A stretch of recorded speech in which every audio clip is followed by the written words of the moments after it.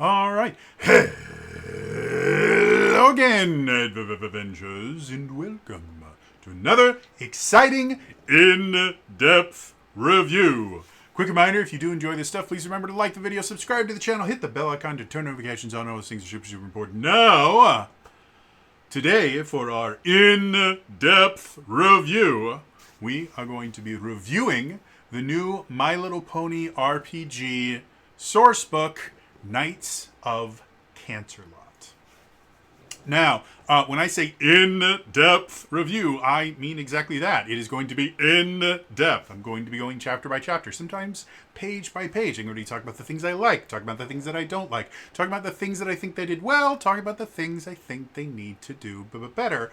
It takes a long time, but a lot of people don't want to watch a 2-hour video just to figure out if they want to buy something. So I always start off all these in-depth reviews with a section that I call, Should You Buy This? And I break up potential buyers into 3 different groups. The first group is players. Players are people that are primarily, not exclusively, but primarily going to be sitting down at a table and playing a single character. They have different needs than GMs or anyone else, and they're going to be looking for stuff that lets them build cooler characters. The second group is a group that I call GMs, and these are the people that are primarily, not exclusively, but primarily going to be sitting down at a table and are going to be running the adventures. They are going to be either running out of a pre-written adventure or creating their own stuff. They'll be doing all the NPCs, the monsters. Obviously, they have different needs than a player does. The third group is a group that I call lore hounds. Now, lore hounds are basically people that may never sit down at a table, but they really like the setting of the RPG or the lore. They're an often overlooked group, but they do buy books and they are looking for things. So I like to have a section for them as well. So, should you buy this book? Well, let's find out. The first group. Should players buy this book? So, something you have to understand about the My Little Pony role-playing game. It is an Essence 20 based game. And so, if you look up there, Power Rangers, G.I. Joe, Transformers, those are all Essence 20 based games. They're just a super, super fun games. And if you've been watching my Essential Essence 20, they can get very, very deep mechanically. My Little Pony is not really designed to be like those 3. I kind of pitch it in some ways as like a baby's first RPG because it is a much more simplistic version of the Essence 20 system. And because it's based on My Little Ponies, it's not really designed to run your kind of traditional tabletop RPG experience. It's a lot more about, friendship and social situations and the things like that. It's not that there isn't combat and stuff in there, but combat is just not the focus of the My Little Pony RPG, which is a great thing. It's super cool. Knights of Canterlot changes that. Knights of Canterlot is designed for doing things like dungeon dives and doing significantly more kind of traditional tabletop RPG stuff. However, because it's still My Little Pony, it also has that aspect of it where it is designed for combat situations to be able to be resolved with social interactions and things like that, which is not something that's impossible in any other tabletop RPG, but I think the My Little Pony role-playing game does it probably better than anyone on the market I have seen. So, as far as players, the stuff that they have in here, they have a bunch of new influences, and I think one of the interesting things about how they use the influences is your traditional character classes in like a D&D fantasy style tabletop RPG are now turned into influences as opposed to brand new classes or anything like that. Which effectively is, if you're comparing it to D&D, influences are kind of like backgrounds, but they're a little bit different in the idea that in Essence 20, you can actually take multiple influences in order to create a more interesting character. And I generally recommend, bare minimum, you take 2 influences whenever you build a character, because it's just more fun. So the new influences they have in here are Archer, Bard, Fighter, Magician, Rogue, and Witch. So that in and of itself, I find really interesting in the idea that they are now finding ways for you to have those more traditional fantasy classes without having to really mess with the role system that they have built into the My Little Pony role-playing game, which is much more based around kind of motivation than it is more character classes. That being said, probably the biggest thing that most players are going to get out of this is the 3rd chapter is all about magic, and they massively expand the magic system built into My Little Pony. The original core book, I actually really like the magic system. I think it's an interesting way to put it into an Essence to 20 game. And if you have gotten like Finster's Monster-Matic for the Power Rangers role-playing game, it is a completely different magic system than what they introduced in Finster's Monster-Matic. So the spell system here, first of all, there's more spells, and there's more kind of aspects to spells, and there's more kind of rules around it. It really does kind of buff up the idea of being a spellcaster in the game, because again, when you're running dungeon delves and things like that, magic can be a useful thing. So as far as what players are going to get out of this, obviously the new influences are really useful. And the new magic, I think, is really, really cool. Now, is it worth the price of admission here? Well, the book itself, the hardcover copy, is $35. And if I remember correctly, feel free to correct me in the comments down below if I'm wrong about this.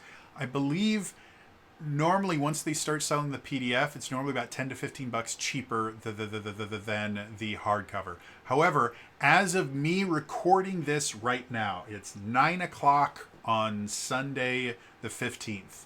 As of that time, if you order the physical book, you actually get the PDF for free. That's what I did.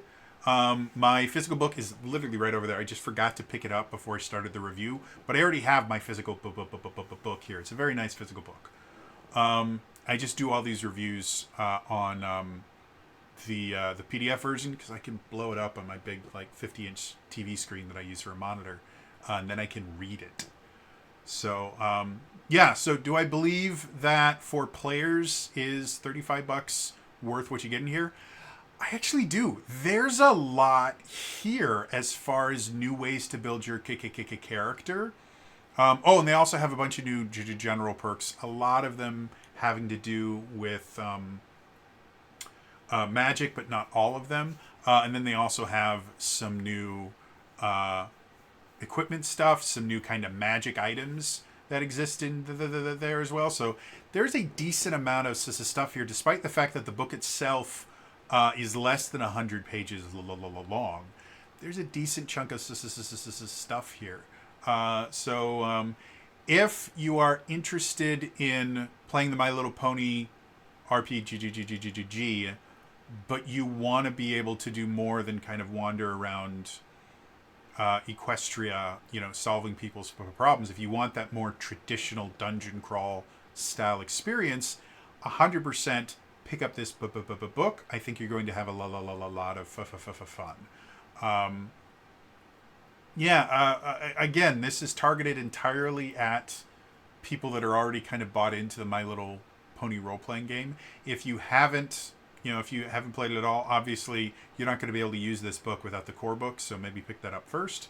But if that sounds interesting to you, or you just want to use the system itself and maybe just kind of ignore the pony aspect of it, and you just want to use the system itself, again, this expands the system pretty substantially into your kind of more traditional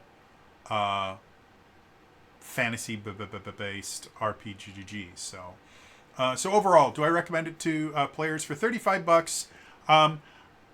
I think for the most part, it's worth it. $35 for less than 100 pages is a bit of an ask, but there's a lot here, so I think it's justified. If you get just the PDF, which again I believe is probably going to be in the neighborhood of like $20 to $25, I couldn't find it right now, and someone has corrected me on this before in the comments, so somebody actually out there knows.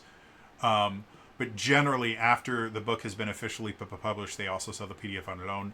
If it's only $20 to $25, I think it's worth it.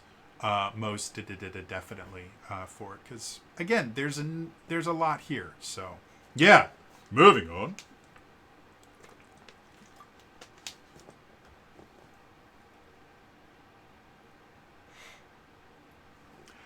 The second group: should GMs buy this game?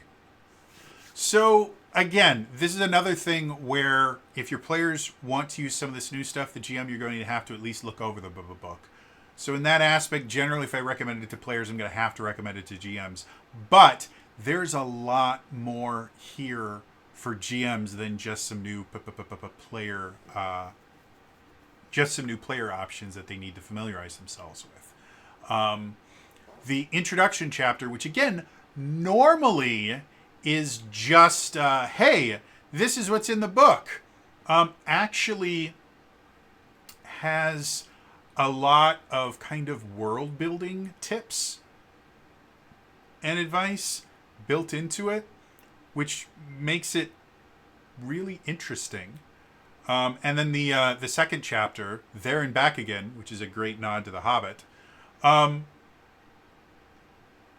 introduces all the new character options and the things like that, but also constantly is giving GMs advice on how to incorporate this into the various versions of the storyline, and tips on how to use all of these different new things that they're introducing. It really is, as much as I call this kind of baby's first tabletop RPG, and a lot of people would take that as a negative, it really is designed for people that are not super familiar with tabletop RPGs. And because of that, it means that when they are teaching something in there, they are teaching it in a way that anyone can learn it, which is a really, really difficult thing to do. So even if you are an established GM that has been running for years or maybe decades, there's still going to be stuff in here that is interesting and useful for you,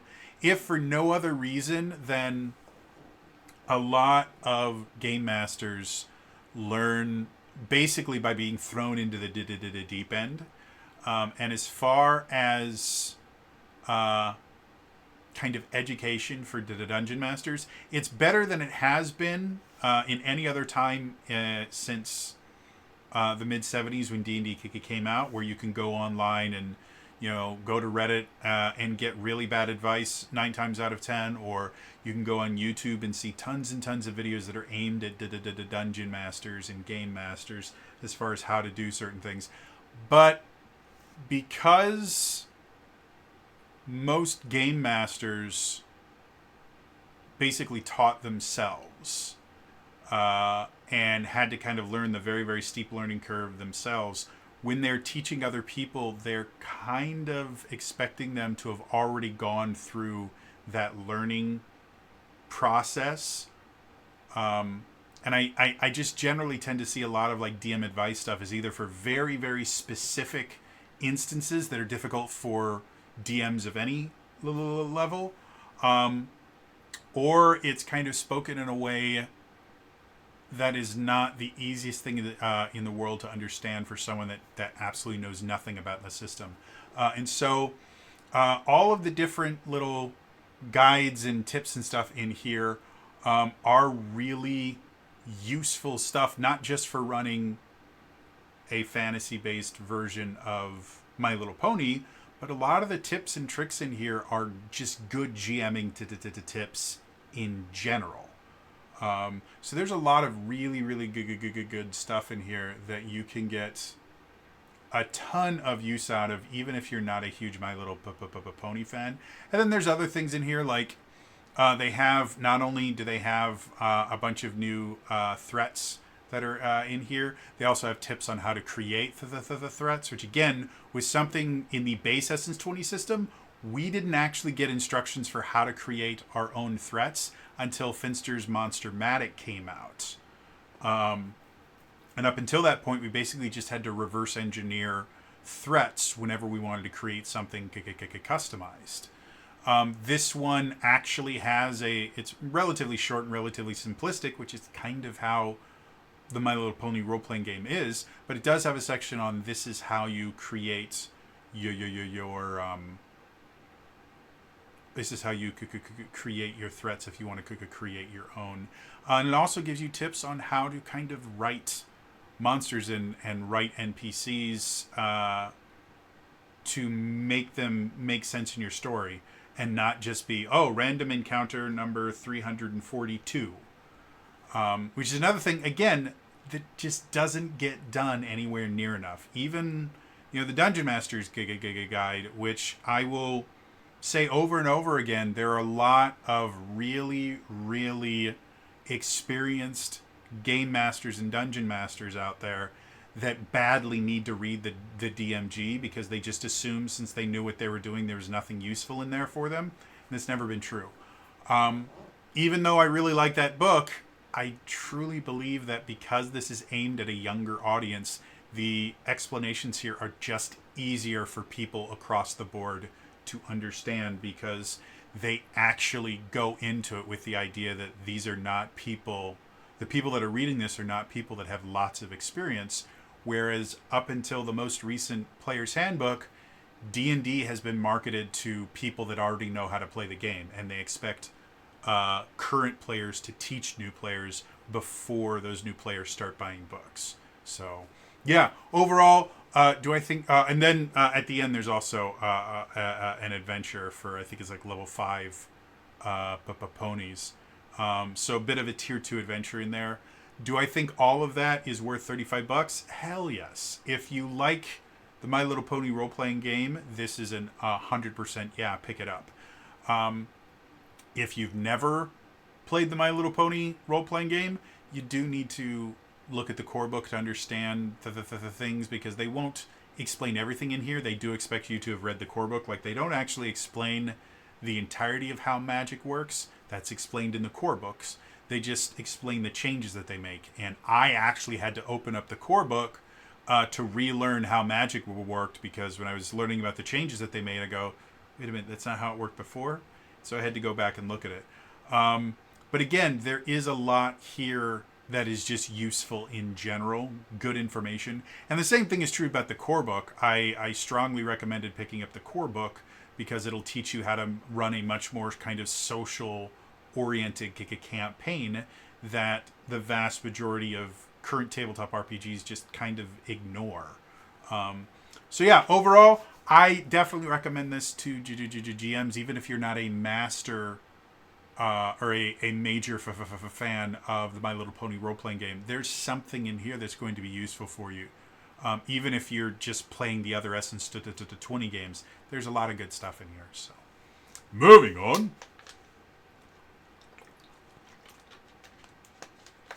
The third group. Should lore hounds buy this? Said it before, I will say it again. The Essence 20 people over at Renegade have mastered the art of infusing lore into everything that they do. Every single page has at least a little bit of lore on it. And once you start getting into things like talking about the Pillars of Equestria, which was basically the original adventuring party from thousands of years previous, that kind of tamed the wilds of Equestria so that later on ponies like Twilight Sparkle and everything could exist in it.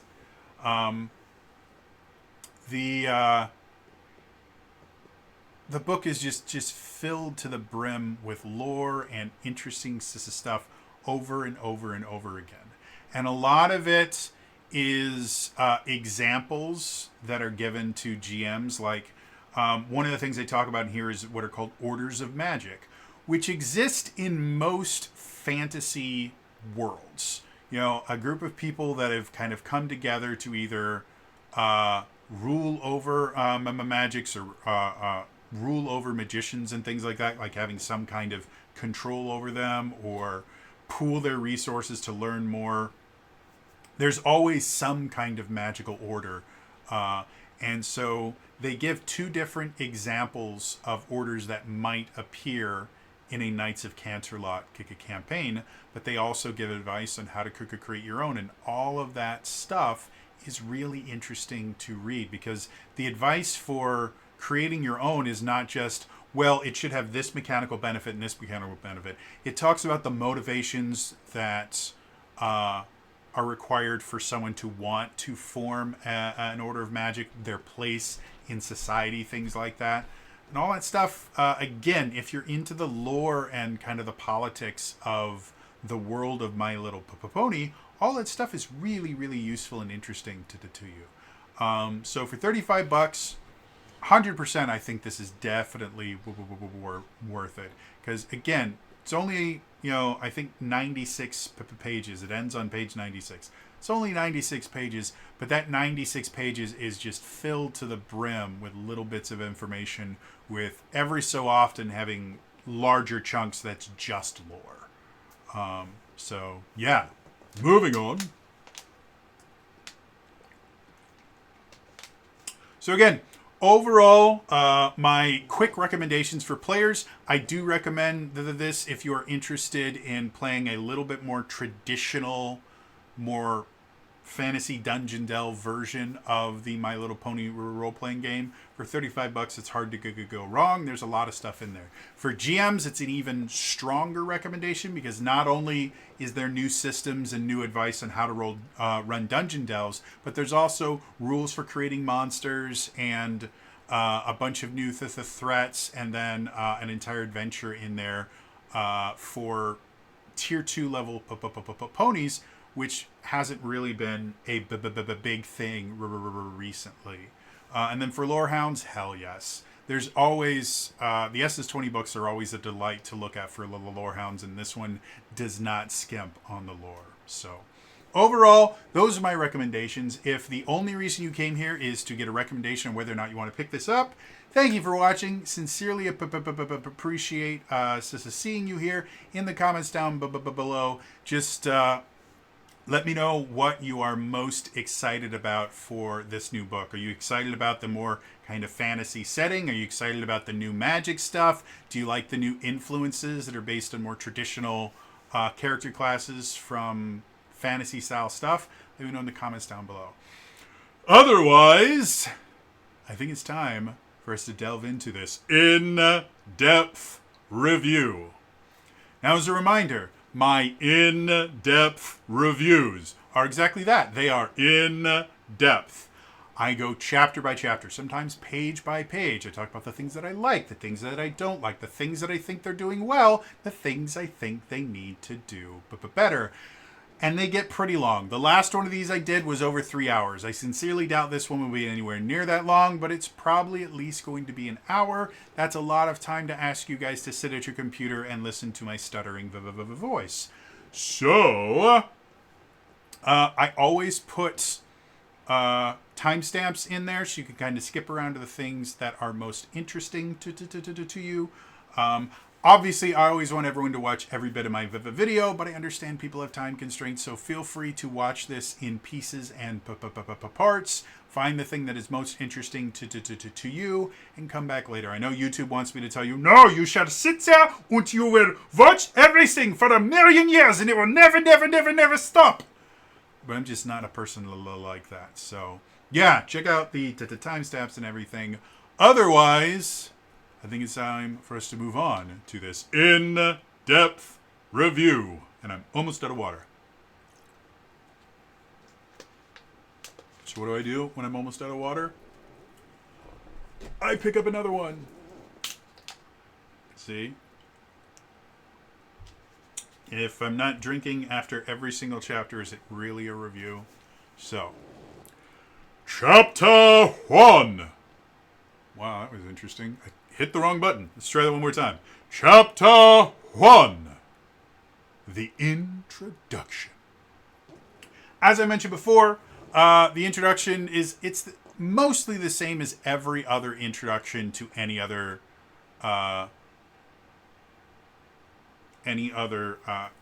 source book for a tabletop RPG. Gives a little introduction to kind of the subject of the things that are going on here, and as I mentioned before, it does give advice on how to run an adventure like this, because again, the original My Little Pony tabletop RPG is not designed for dungeon delves. It's not designed in a high fantasy or low fantasy setting. It's more of a fantastical setting. So it does have a little bit of advice even in the first chapter, where it's talking about, well, you can do it this way, you can do it that way. And one of the things that I find most interesting about this is technically Knights of Canterlot is set in an earlier era of the My Little Pony universe that the My Little Pony RPG is set in. However, if you don't want to play it like that, something that exists in the My Little Pony universe is a tabletop role-playing game called Ogres and Oubliettes.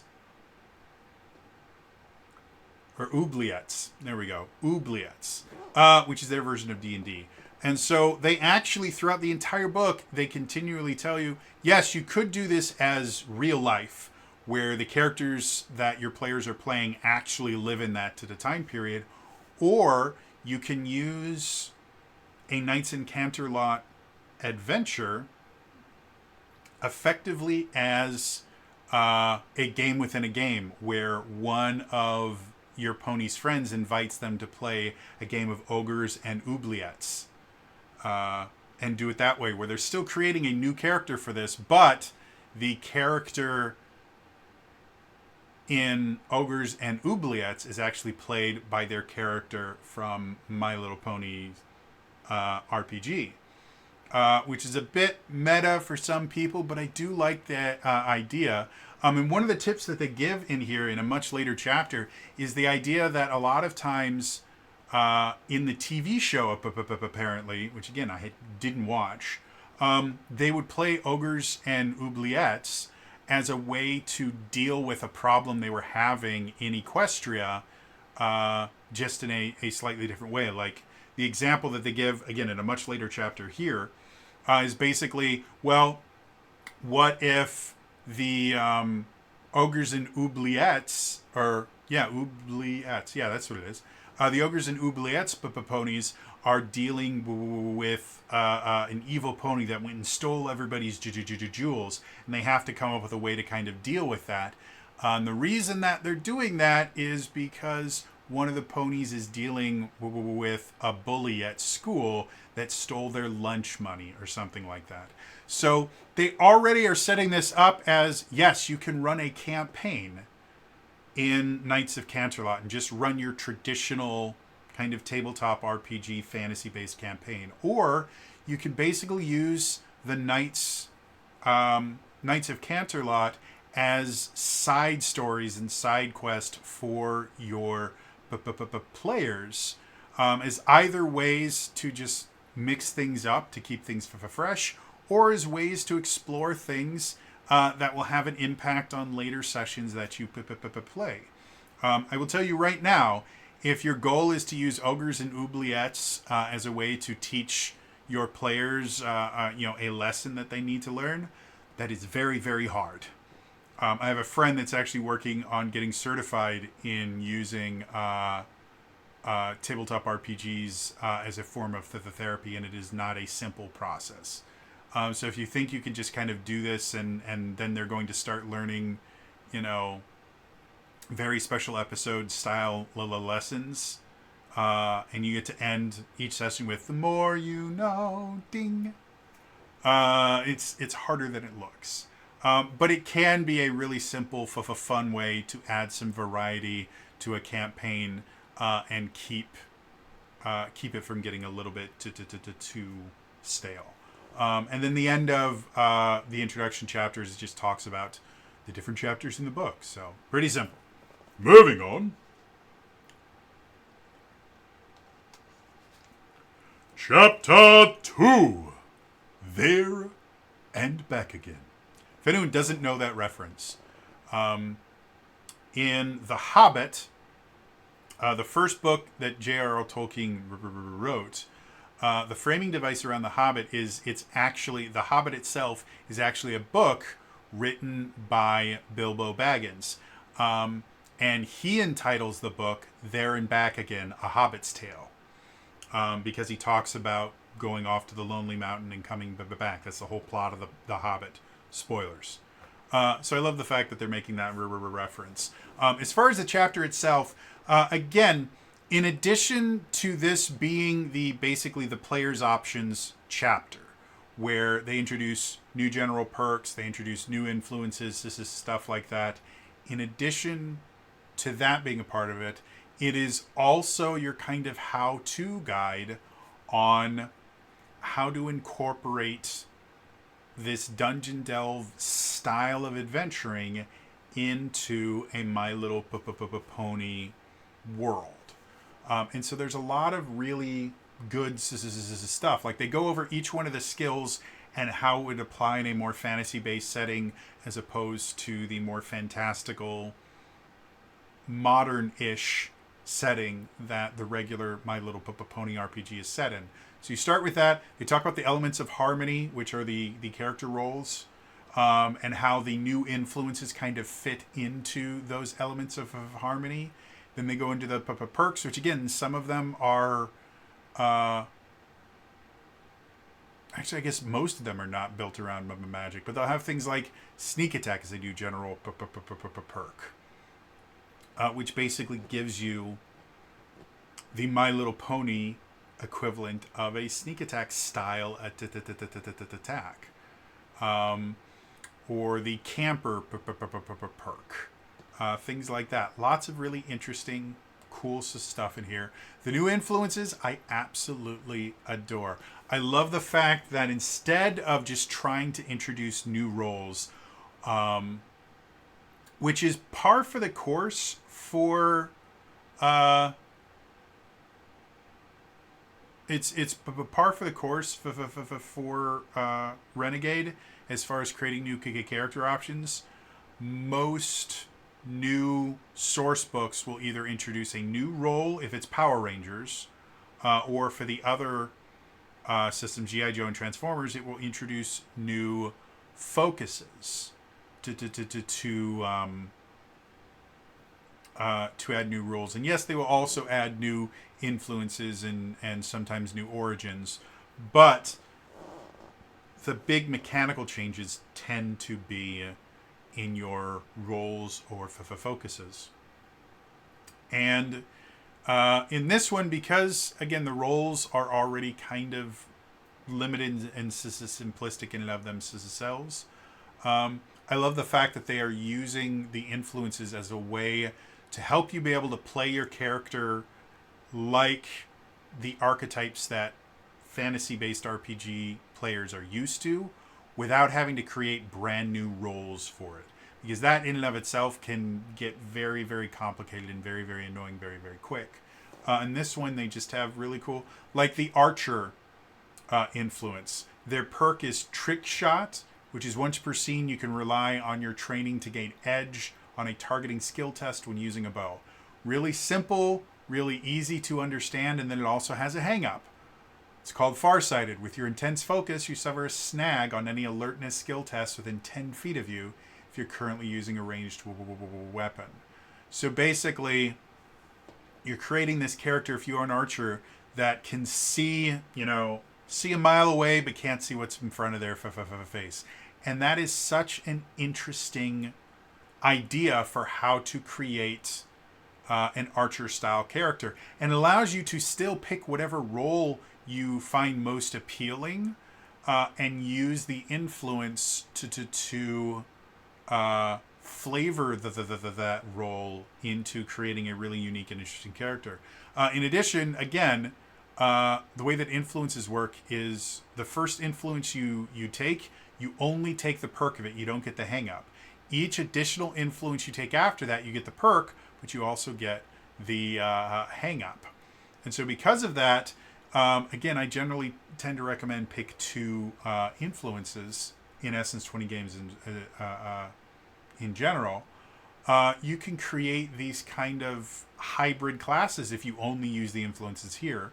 Like you can create an archer bard if you want to kind of go the route of the Final Fantasy XIV ranger that turns into a bard. Or, you want that fighter magician, you can go that route.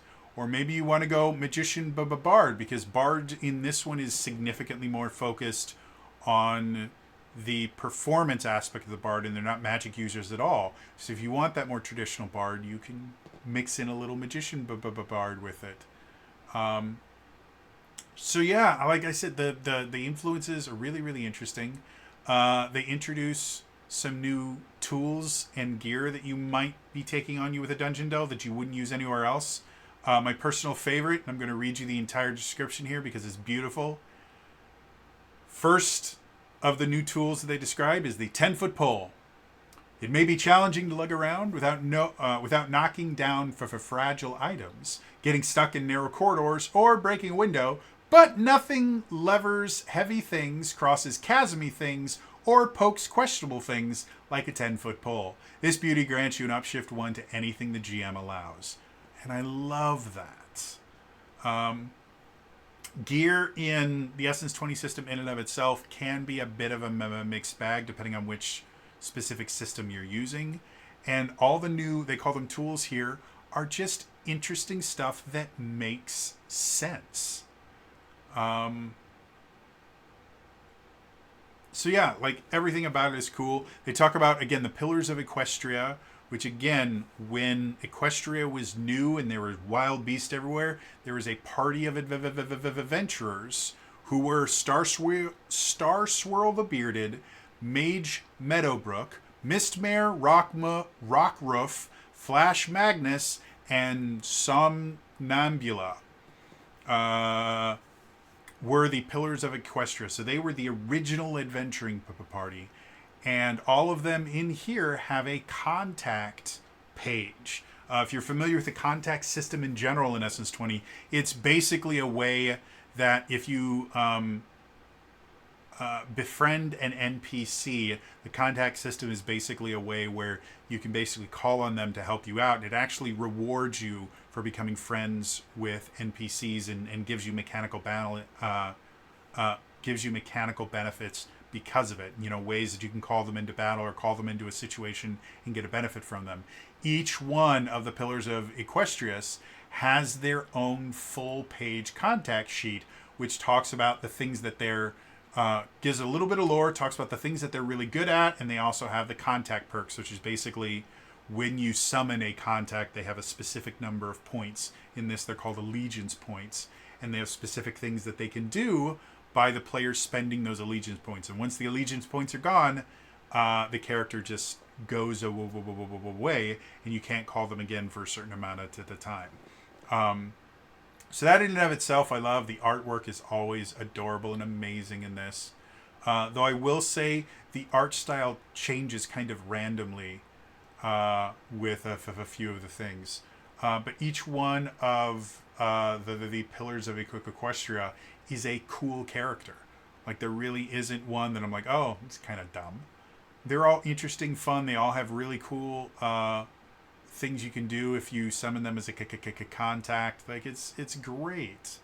And then the final part of the chapter is geared towards GM specifically, and talking about how do you run a high fantasy or a low fantasy setting like this. How do you do dungeon delves? How do you deal with puzzles and traps? They have a stress system in here that can be used to kind of give them some tension. Things like rations and resting under duress and things like that. And then they even have a little section on, if you don't want this to be quote-unquote real ponies, this is how you can introduce all this stuff as an ogres and oubliettes scenario. And then the final part is just some story seeds that you can use to kind of inspire you to create situations. So yeah, overall, really, really interesting second chapter that has stuff for the players, stuff for the GMs, stuff for just about everybody. So moving on.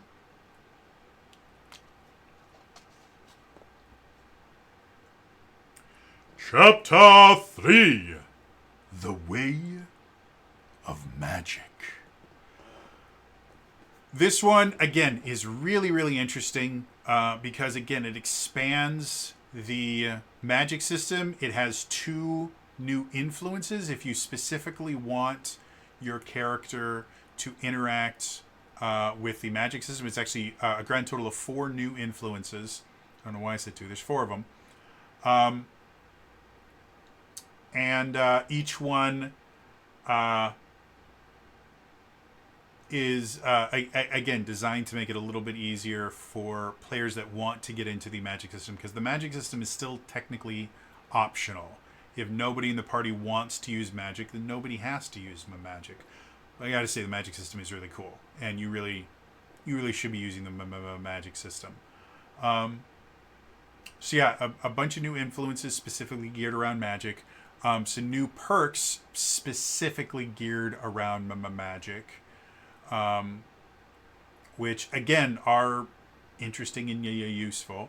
And then we have the section on orders of magic, which is again basically this little how-to guide of, well, in most societies where people have magical powers, there will be some group of magic users that get together for a purpose. And these are the different purposes they might exist for, and this is how you can create them. And then here are 2 example orders, and they are the Students of the Cryptic and the Tower. And again, both of them are interesting. They have a little description of what the group is. They have a description of their agenda, and then they have a description of the ponies that are members of that specific order, and the benefits of joining that particular order. So again, really, really good kind of how-to guide on if you wanted to create your own orders in your game.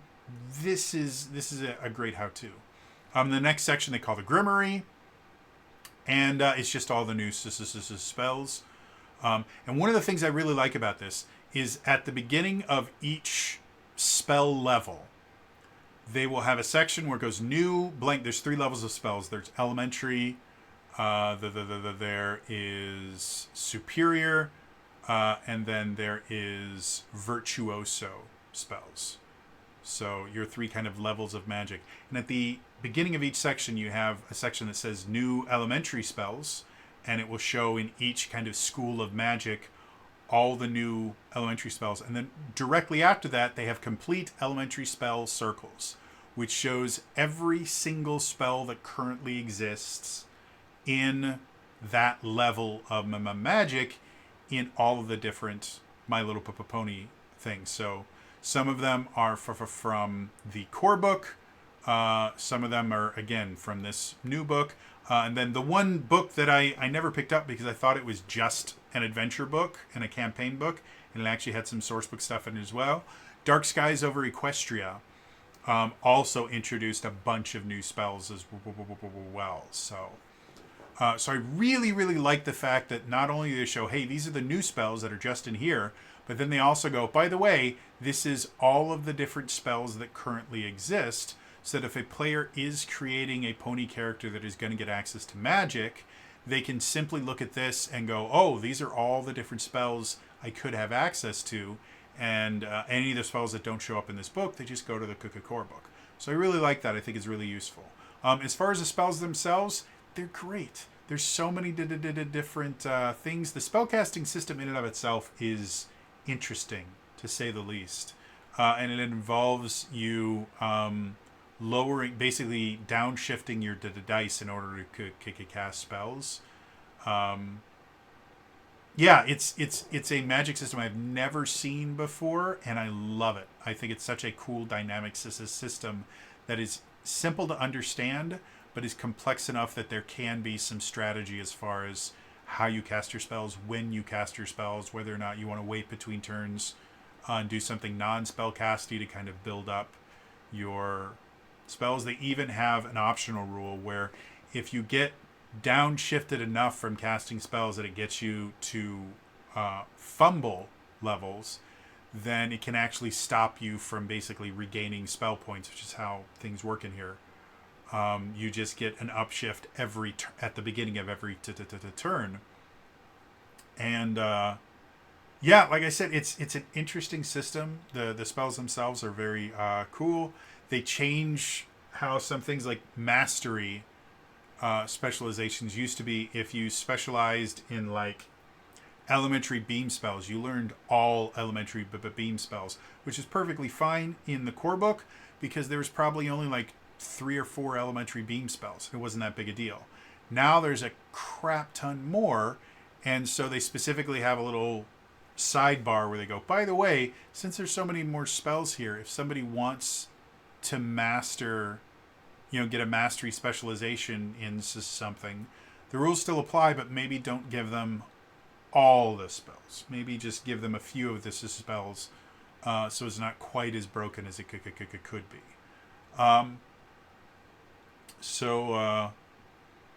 Yeah, overall, I really like everything about the spells. I think they're really, really interesting. After they talk about the spells, they have items of power, magic items, which again are interesting. And it's one of the things that I think Essence 20 does so incredibly well is when they give you a magic item, it's not like a flame tongue sword, which is basically, well, here's some extra damage. All of their magic items and stuff like that have unique, interesting effects that they can cause to happen that really do encourage players to think outside the box to get the most benefit out of them. And it really rewards creative players.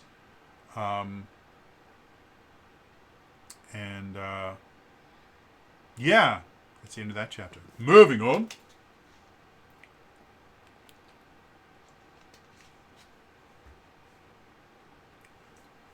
Chapter 4. Beasts of the Dark. This is, again, the Monster Manual chapter, but as I mentioned before, this is not just, hey, here's a bunch of new stat blocks for you.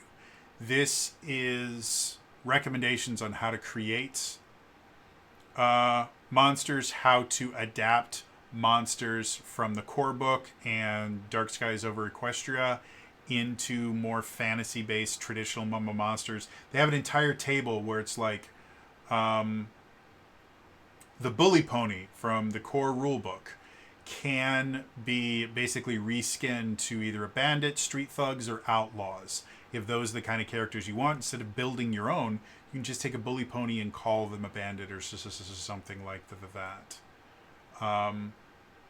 So that in and of itself I find really, really useful. And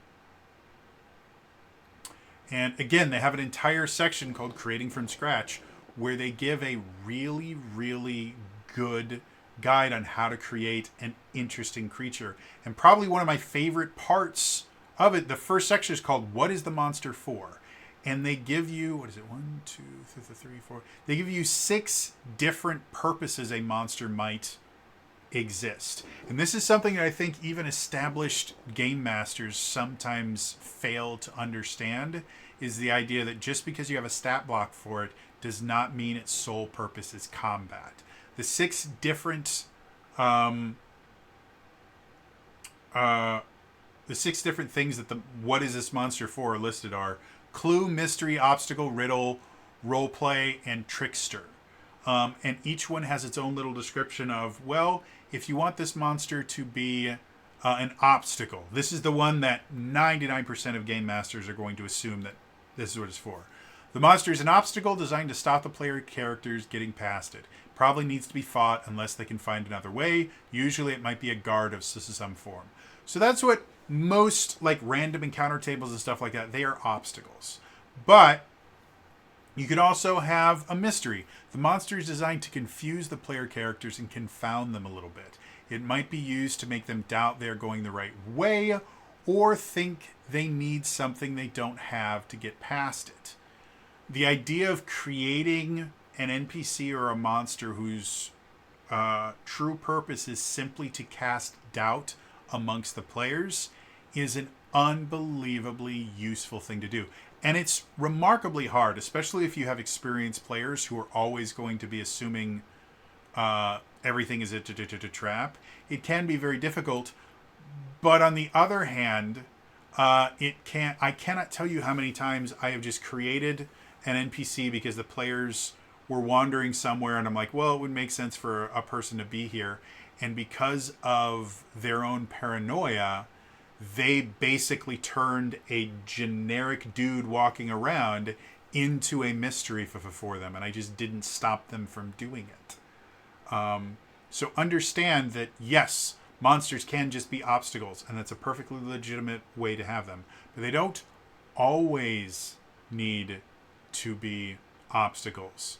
Having a monster that is there to give them a clue, or a monster that is there that is just there to be a role play to target, that's going to force the players, instead of pulling weapons out and charging their spells, is going to force the players to talk to it, think about motivations, and try to understand this creature. It's completely valid and is significantly more fun than every single time you find a monster. It's something that you have to kill. And then after that, they have a whole thing on basically the background of the monster. Where can the monster be found? How powerful should the monster be? How might the monster react to the player characters? What makes the monster interesting or unique? All really, really good advice for seasoned DMs all the way down to someone who this is the first time they're ever going to be running anything. It's a fantastic little how-to guide on how to create interesting NPCs and threats. And then the final section of this part, creating statistics and abilities, it's basically just a how-to of this is how you build your own threats. Then it gives a bunch of different threats who are adorable. Like, the Minotaur looks like it was pulled directly out of Friendship is Magic. There are things like Selkies, which are little mermaid ponies, and Sirens and Sphinx. I think my personal favorite, one of the threats in here, it's a threat level 6, it's called a Vampire Jackalope.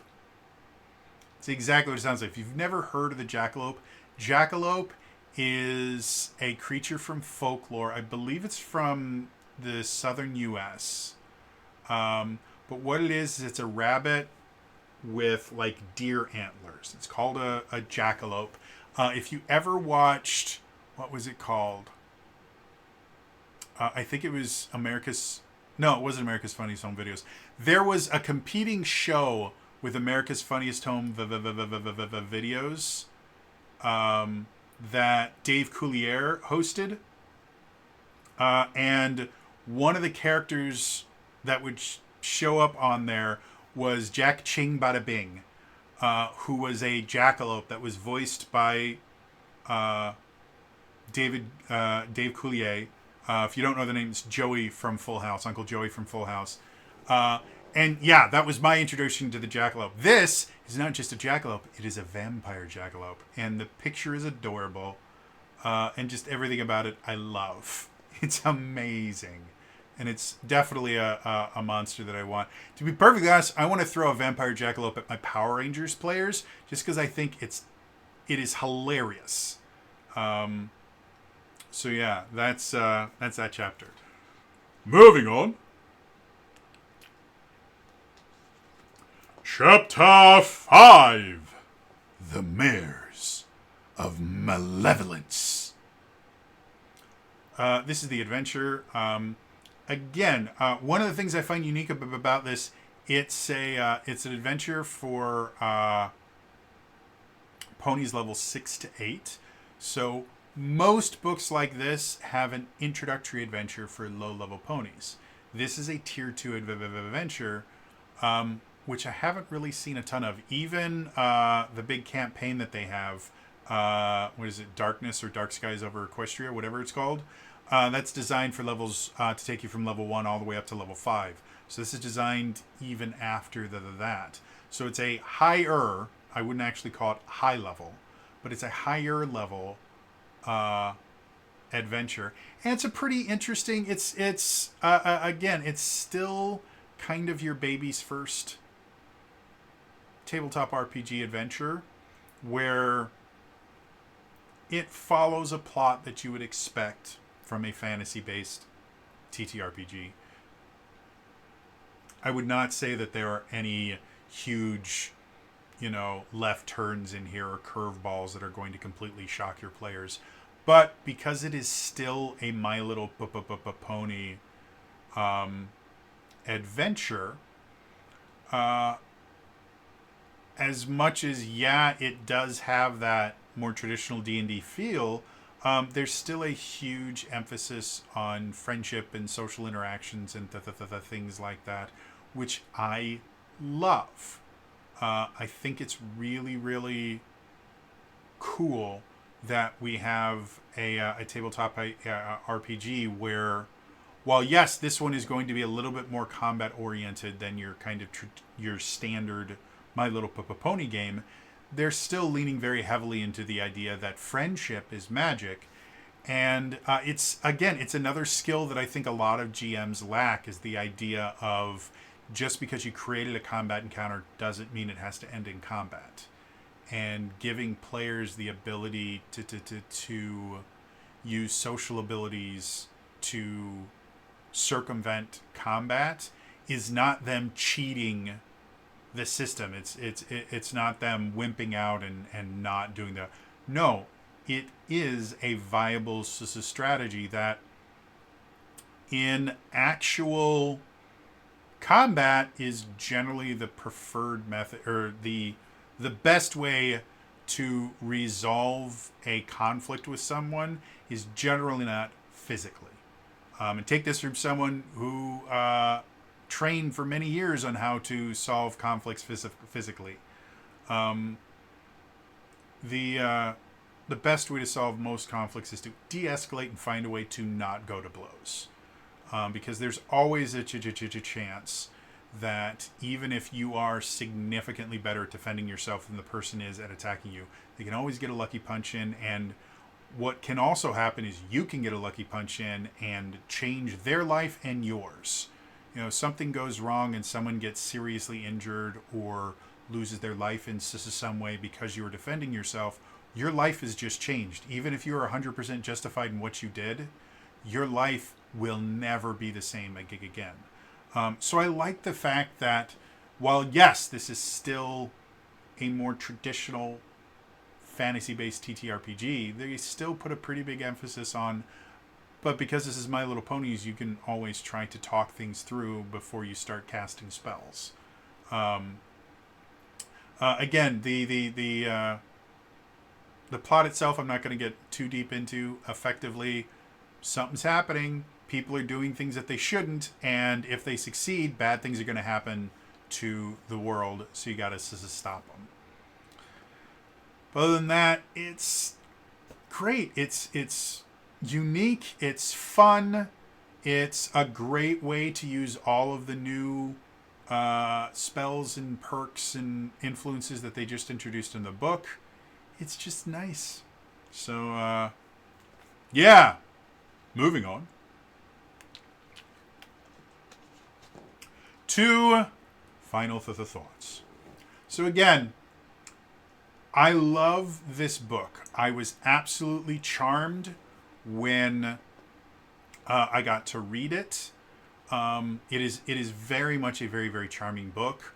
Looking through it, again, I have started becoming more critical of the Essence 20 system as they release more source books, for the simple fact that it's becoming very, very expensive to keep up with the Essence 20 system. And so when they're putting so much information out there, I'm going to start being a little bit more critical. And they have made the core Essence 20 game very, very complicated. Because the My Little Pony role-playing game is not kind of a part of the trilogy that they have there, and it's its own thing, it is not gotten hit with the rules bloat that the other systems have. And this is still just a really, really nice, relatively rules light system that allows you to play a very unique game. And I think that's one of the things that Essence 20 does so incredibly well, is Essence 20 games in and of themselves play uniquely. You can tell unique stories with them that are significantly more difficult to tell in any other medium, using any other tabletop RPG. And the My Little Pony RPG in and of itself is a unique version of a unique system. And this whole book just kind of really excels at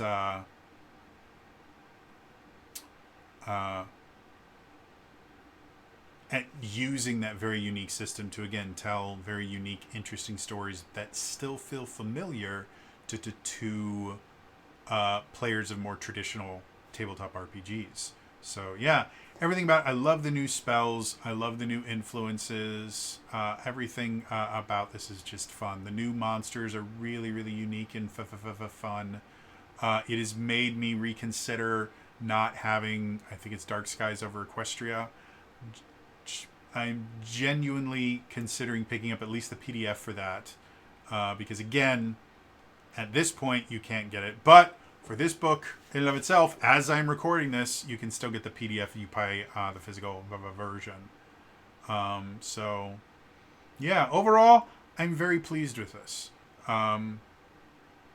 Essence 20 books are still a little bit on the pricey point for me a lot of the times, especially since shipping in and of itself is very, very expensive when you're getting physical stuff.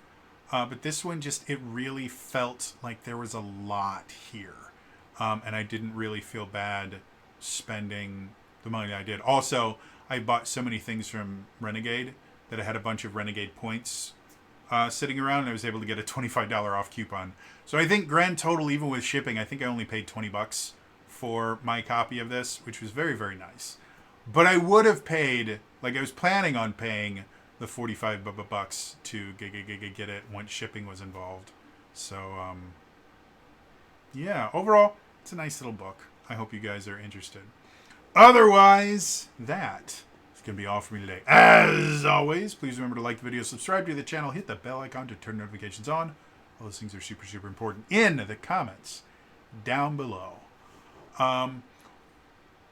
What are your thoughts on Knights of Canterlot as far as, if you were to play this game, would you want to be a Knight of Canterlot in the ancient history of Equestria, or would you want this to be a game of ogres and oubliettes? Let me know in the comments down below. Otherwise, again, that's all for me today, and I will see you guys in the next time. All right? Bye-bye.